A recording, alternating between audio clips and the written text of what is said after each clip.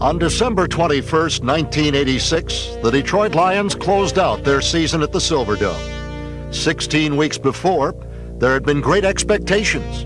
But this same Lions team that was in playoff contention for most of the year before barely threatened to reach the break-even point in '86.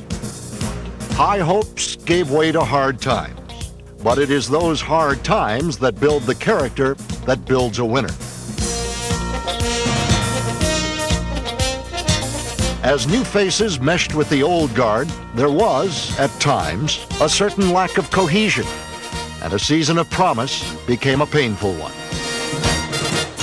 The season saw many outstanding individual performances overshadowed by a series of narrow losses. But despite their 5-11 record, the Lions were clearly an improving team. 7 losses were by a touchdown or less, 5 by less than 4 points. In retrospect, it could be said that this edition of the Detroit Lions was just 30 points short of a possible 11-5 season and a wild card berth in the playoffs. In 1986, the Lions averaged more total yards a game, more rushing yards, and more first downs. Team leaders like fullback James Jones displayed their usual consistency. Adding power and versatility to the Lions' backfield was Gary James, whose 900 total yards earned him a place on the NFL All-Rookie team. The road to success can take many detours, and the detours in '86 were those narrow losses, those games whose outcomes hung on a slender thread, those close encounters that sealed the Lions' fate. But from them, the Lions gained strength and a positive outlook for 1987.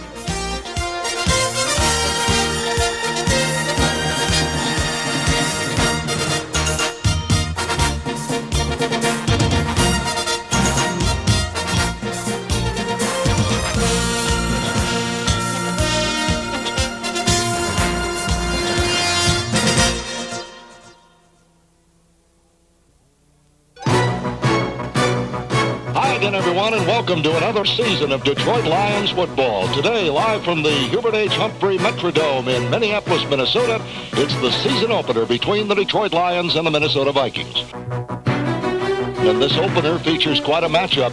Both teams really trying to improve defensively. Against Minnesota, the Lions' overall aggressiveness limited the explosive Vikings to just 62 yards on the ground and a single touchdown.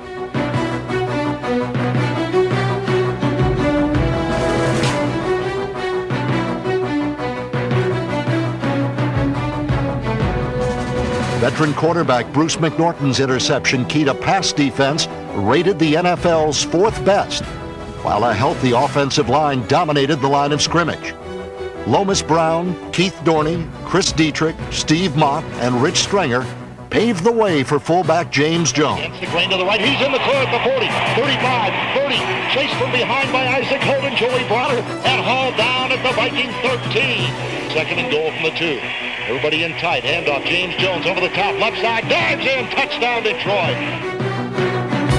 Jones rushed for a personal best 174 yards in the Lions' first close encounter, a 13-10 win, and he was named the NFL's Offensive Player of the Week. James Jones' vast and versatile talents include blocking, and number 30 helped introduce rookie running back Gary James to the NFL. The Lions' second-round draft pick in '86, James did not make an immediate impact.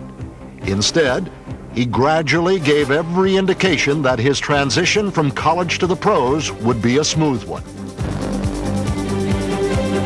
However, in the home opener against the Dallas Cowboys, James' flash and dash could not spell victory, as 3 Lions turnovers put Detroit down for the count, 31-7.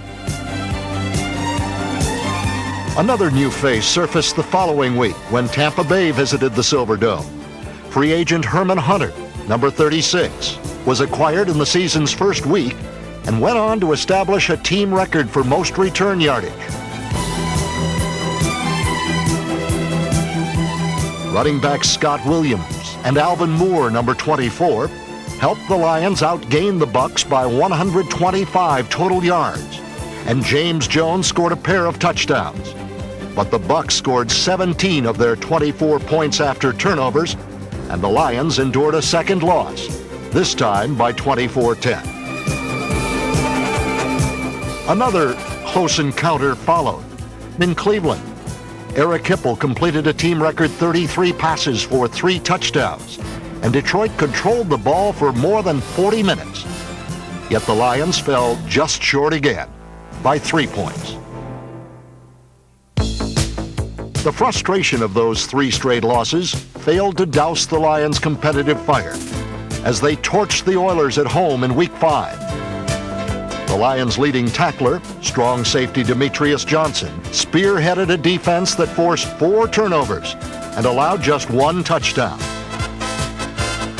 It was, in the best tradition of the cliche, a team effort. James Jones' dogged running was responsible for time-consuming drives, and newcomer Herman Hunter worked his way onto the receiving end of his first touchdown as a Detroit Lion.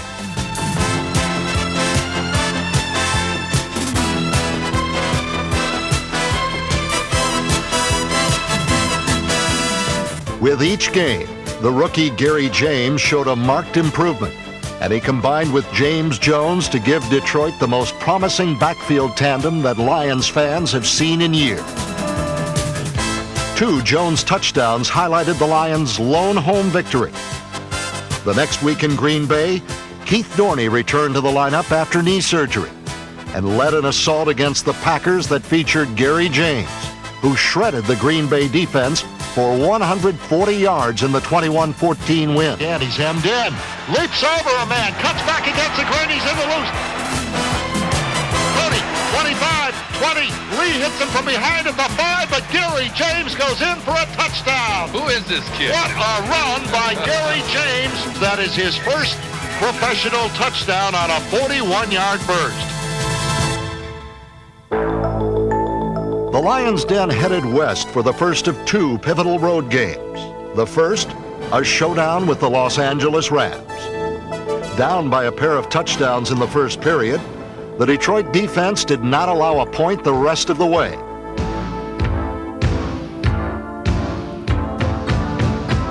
The Lions scratched to within 3 points when Eric Hipple connected with Jeff Chadwick for a fourth-quarter touchdown. But it was a third-period play that hurt the Lions the most.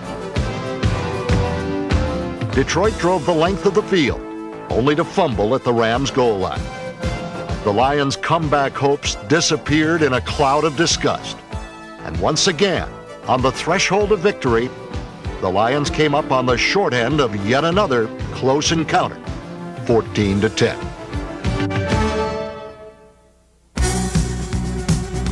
A 16-game season is like a marathon. Halfway through the race, you need a second win. And when the Lions arrived in Chicago, they appeared to be gaining just that. On the banks of Lake Michigan, a maturing Detroit defense played its own special brand of waterfront defense. Vernon Maxwell, Mike Cofer, James Harrell, Shelton Robinson, Donnie Elder, Jimmy Williams, and the rest of the Lions defenders held the Bears to no offensive touchdowns at Soldier Field for the first time since 1982.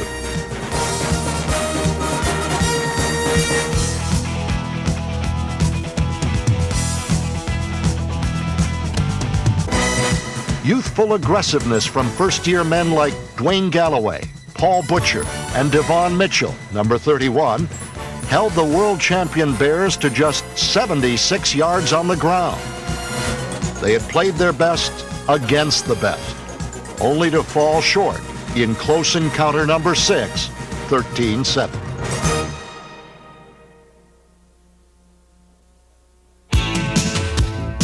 Since becoming the Lions' number 7 draft pick in 1980, Eddie Murray has been one of the NFL's most consistent kickers and an active fundraiser for the Multiple Sclerosis Society.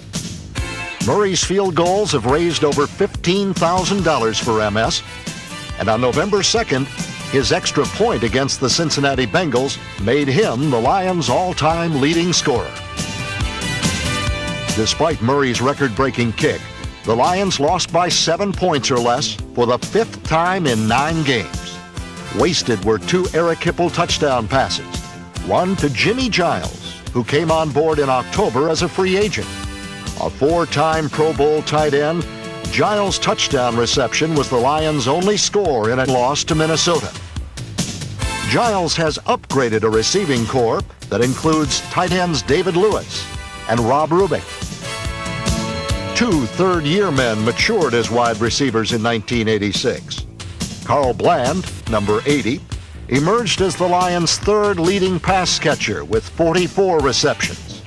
And Pete Mandley, number 82, once again did double duty as a return specialist and at wide receiver. Mandley, Bland, and the rest of the Lions receiving corps all will benefit from the experience of Jimmy Giles, the free agent who could have gone anywhere, but he chose Detroit.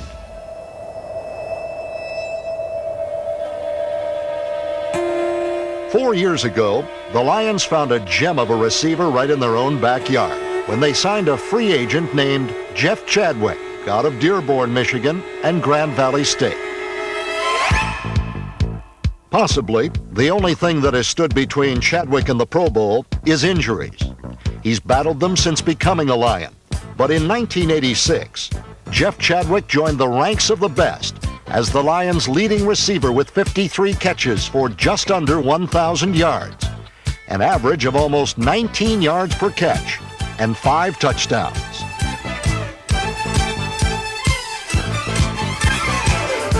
All season, Chadwick and Eric Hipple served as co-chairman of the 65 Roses Club, which benefits the Cystic Fibrosis Foundation. Jeff pledged $50 for each of his pass receptions, and at season's end, he donated $2,650 to help fight cystic fibrosis.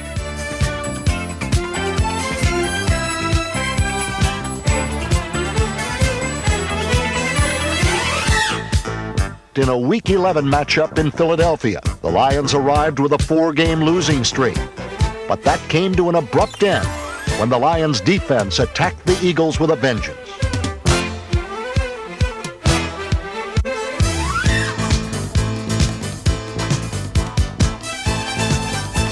Quarterback Joe Ferguson took over for the injured Eric Hipple and responded with a couple of bombs to the Lions' resident game breaker.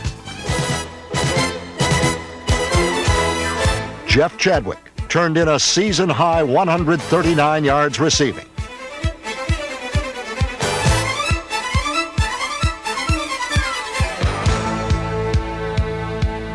Tight end Jimmy Giles on the right. Ferguson calling the signals. Gets the snap. Ferguson unloads it deep to Chadwick, left sideline, and he is behind Cooper, and he is off to the races. Down to the 15, the 10, the 5. It is a touchdown for Jeff Chadwick of 73 yards. In the face of the Lions' pass rush, the Eagles flew like so many songbirds into a cloud of DDT. As a unit, Detroit forced 4 Philadelphia turnovers, tied a team record with 11 sacks, and held the Eagles to a season low of 65 yards passing. But despite the defensive heroics, the Lions still found themselves behind by a point with 17 seconds left. Enter Eddie Murray. 17 seconds left. Eagles lead 11-10. Here's the snap. Placed down. Murray's kick is on the way. He thinks it's good, and so do the officials. And with 12 seconds to go, the Lions have taken the lead over the Eagles, 13-11.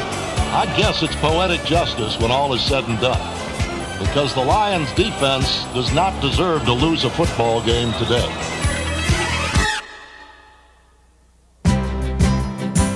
A southern trip to Tampa Bay helped heat up the Lions' offense in Week 12. Joe Ferguson started and won his 2nd straight game as Detroit rolled up 393 total yards, their highest output of the season. Back Ferguson, a quick 2-step, lofts it up right corner of the end zone. Chadwick beats McKeever and hauls it in for a touchdown. Speaking for the defense, Keith Ferguson showcased the pass rushing skills that made him the Lions' Defensive Player of the Year. Throughout the afternoon, the Lions continued to pound the Bucs, on the ground and through the air. Thompson beats the rookie. Rod Jones hauls it in for a Detroit touchdown.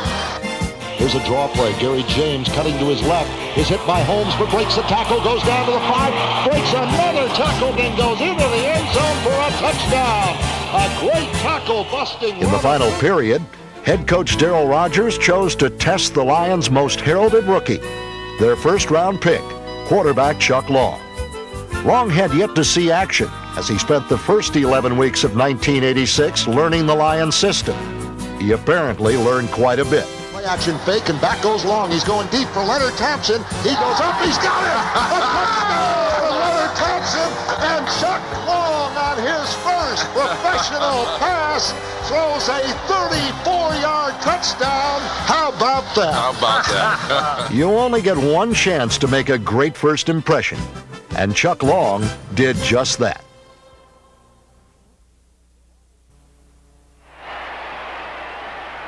The Lions returned home for Thanksgiving on the heels of a 2-game winning streak, and they were welcomed by more than 60,000 fans.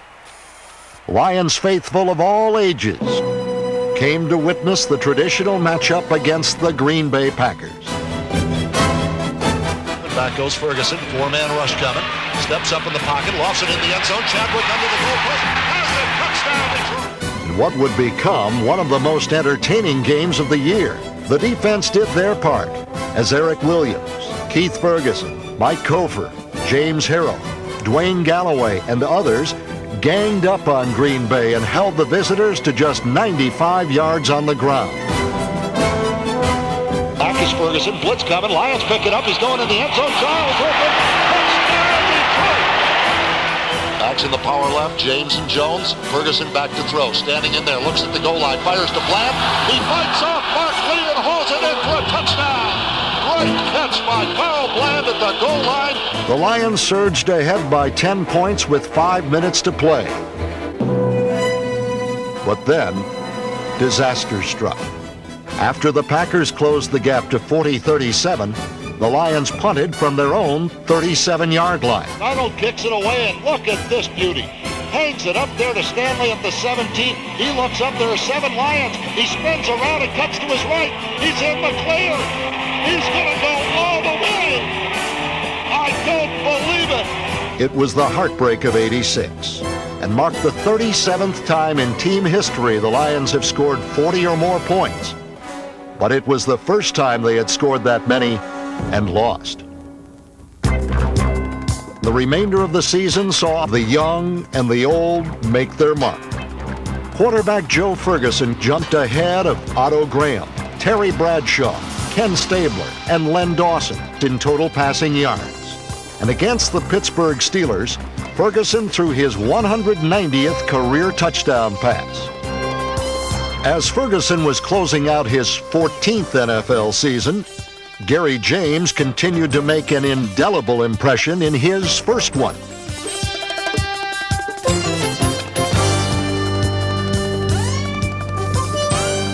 James' 60-yard scoring run was a masterpiece, but the 10-point loss was not.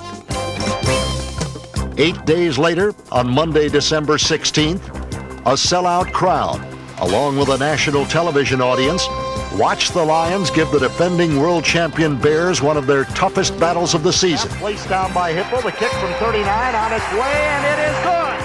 The Lions have taken the lead over the Bears by a score of 6-3. But the man who gave the Lions their biggest lift was Chuck Long. Starting his first NFL game, it was Long's poise against the league's #1 defense that gave Detroit their biggest lead of the night. Long back to throw, lofts it up, left corner, Leonard Thompson, behind the rookie, Dusty Jackson, touchdown Detroit! But in yet another close encounter, the Lions lost on the last play of the game by a field goal. The lone high point in the season finale against Atlanta occurred when return man Pete Mandley fielded a Falcon punt at his own 19-yard line and took it back 81 yards for the Lions' only touchdown in the 26 loss.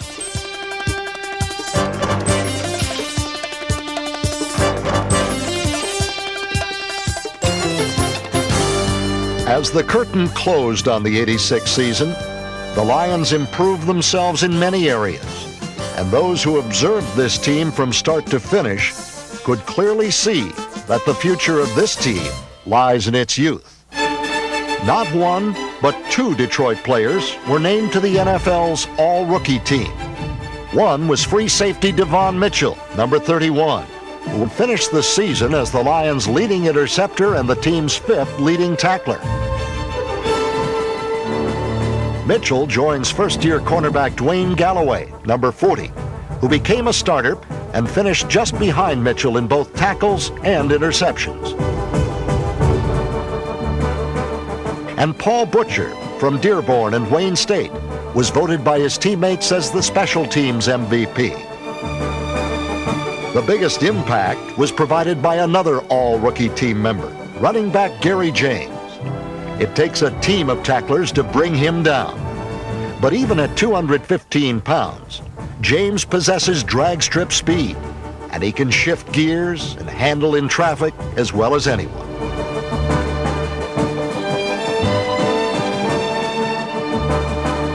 Number 32 gained close to 700 yards and combined with James Jones in a working man's backfield to total almost 1,600 yards on the ground. Simply said, Gary James is a raging bull of a runner who can turn a defense into a china shop. There is one thing that gives radiance to everything, and that is the idea of something promising just around the corner. And as the Lions make the turn into a new year, there is plenty of optimism. The close encounters of 1986 have made them a closer team, a team that promises to be back near the top throughout the remainder of the decade.